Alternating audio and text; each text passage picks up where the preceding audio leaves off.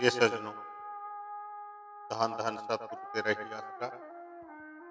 आज हम संत मन के विचारों को आगे बढ़ाते हुए पूर्ण ताकत परम संत शाह मस्ताना जी के साखी प्रस्तुत करेंगे। जरा ध्यान से सुने।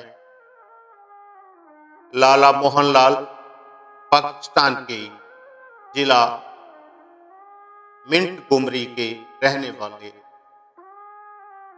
हैं। पुराना सत्संगी है। पूज्य मस्ताना जी के पास सत्संग घर शेषा की कुटिया में आया। उसने पूज्य मस्ताना जी ने सब घर वालों का हाल पूछा। फिर फरमाया, मोहन, तेरे को भूख लगी होगी, अच्छा तुम्हें चावल बनाकर खिलाते हैं। और मोहन सिंह जी को एक सेवादार जो उसमें साथ रहता था भेजकर सामान मंगवाते हैं। उसने अर्ज की कि मैं शहर जाकर खुद सामान ले आता हूं। मस्ताना जी ने फरमाया, अच्छा भाई ले आ। वह शहर जाकर चावल, देसी घी, मटर, धनिया, काली मिर्च, जीरा, आलू, नमक, प्याज, अदरक आदि सब सामान ले आया। सब सामान थालियों में डलवा कर रख लिया और फरमाया, मोहन पहले चावल खाएगा कि सच्चे पातशाह को चिट्ठी लिखेगा। भूख खूब लगी हुई थी और सच्चे पातशाह का प्यार भी था। सोचा कि पहले चिट्ठी लिख देते हैं, 15-20 मिनट का काम है, फिर चावल बना लेंगे। खुशी से कहने लगा कि पहले चिट्ठी लिखते हैं जी। पूज्य मस्ताना जी ने गोविंद सिंधी से कहा, मश, कलम और कागज ले आ।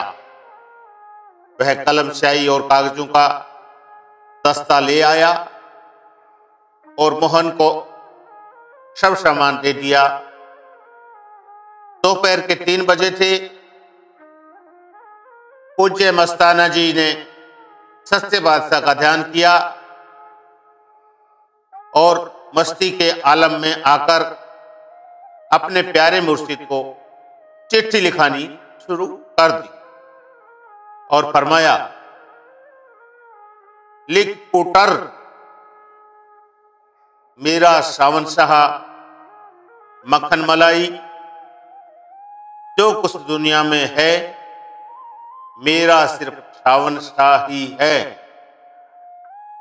मेरा बाप भी सावन शाह साईं, मेरी माँ भी सावन साईं, मेरा भाई भी सावन शाह साईं, मेरी बहन भी सावन शाह साईं, मेरा पुत्र भी सावन शाह साईं, मेरी रन यानी औरत भी सावन शाह साईं, सब कुछ सावन शाह साईं।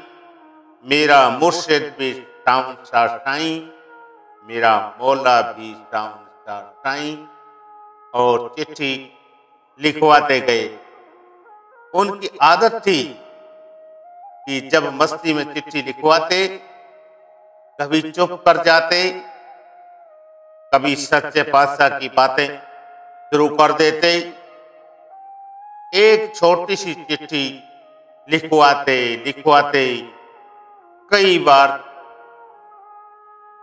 3-3, 4-4 घंटे गुजर जाते। एक चिट्ठी और घंटे गुजरने लगे।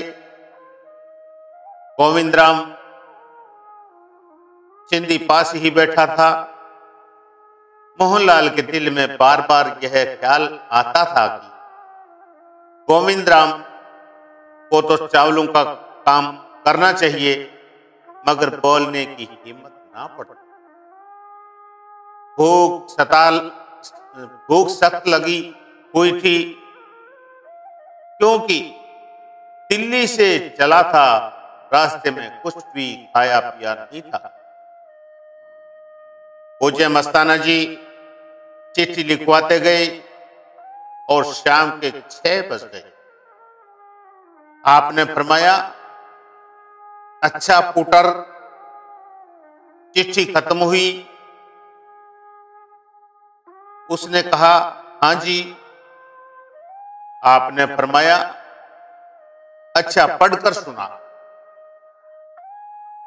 मोहनलाल जब पढ़ने लगा और ये शब्द आए, मेरा पुटर भी सावन शाह साईं, रन भी सावन शाह साईं, तो फरमाया, अरे ठहर, ये लफ्ज तुमने कैसे डाले?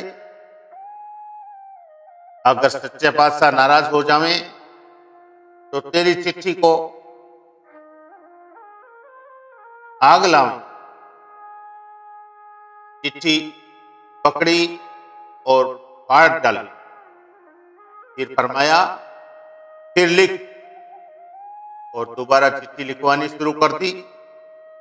श्री मोहनलाल ने आस्ते जरूरी के लिए छुट्टी मांगी तो फरमाया, जल्दी कर, देर ना कर। दोबारा जब चिट्ठी लिखवानी शुरू की तो फिर वही मस्ती का हालत और वैसी ही बातें लिखवानी शुरू कर दी। अक्सर देखा गया कि आपके पास बैठने वाले के होश ही गुम हो जाते थे और अकल और फिक्र के पक्षी नजदीक ही नहीं पटकते थे।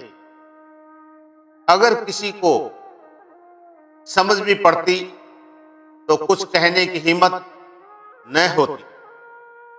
इसी तरह रात के 9 बज गए। जब चिट्ठी को पढ़वाया तो वही मस्ती भरे वचन कि मेरा पुटर भी सावन शाह साईं, बाप भी सावन शाह साईं, रन भी सावन शाह साईं। ये लफ्ज सुनते ही मोहनलाल को झिड़का और कहा, फिर वही बात, और उसके हाथ से चिट्ठी लेकर फाड़ दी और नई चिट्ठी लिखवानी शुरू कर दी। और रात के 12 बज गए। इसी तरह फिर हुआ और चौथी बार चिट्ठी लिखवानी शुरू कर दी और सुबह के 3 बज गए।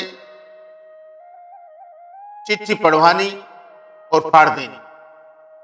मोहनलाल थका हुआ था, दिल्ली से आया था और खाना वगैरह कुछ ना खाया था। भूख से जान निकल रही थी, लेकिन क्या करता। मोहनलाल से पूछा, क्या टाइम है? कहने लगा, जी 3 बजे हैं। फरमाने लगे, चिट्ठी तो तेरे से पूरी न होगी, भूख भी तुझे सता रही है, मगर अब 3 बज गए हैं। सच्चे पातशाह का इस वक्त भजन सुमरन का हुक्म है। यह हुक्म कभी नहीं टालना चाहिए। तेरे को जगह देते हैं। गुफा के दरवाजे के पास मोहनलाल को बिठाकर कहा, इस जगह बैठकर भजन सुमरन कर। गोविंद सिंधी को हुक्म दिया, खड़े होकर सुमिरन कर, और खुद गुफा में चले गए और फरमा गए, जब तक हम ना आवें सिमरन करते रहना, सोना नहीं। सुबह हो गई। मोहनलाल बेचारा घड़ी देखता जाए। 6 बज गए, 7 बज गए, 8 बज गए, 9 बज गए। आखिर पूज्य मस्ताना जी 10 बजे बाहर आए और आते ही फरमाया, अब तुम्हारा चावल खाने का हक है। फिर चावल बनवाए। मोहनलाल ने कहा, ऐसा स्वाद जिंदगी भर किसी खाने में ना मिला। देखो प्रेमियों, मस्ताना जी ने अपने सेवादारों से, अपने साधुओं से, अपने प्रेमियों से कितना मन को मारते हुए उनकी परीक्षाएं ली और आखिर वो उसमें पास होते थे। उनका नसीब जागता था और उन्होंने अपना जीवन अमर किया, अमर पद पाया। धन धन शत्रु तेरा ही अस्त्र।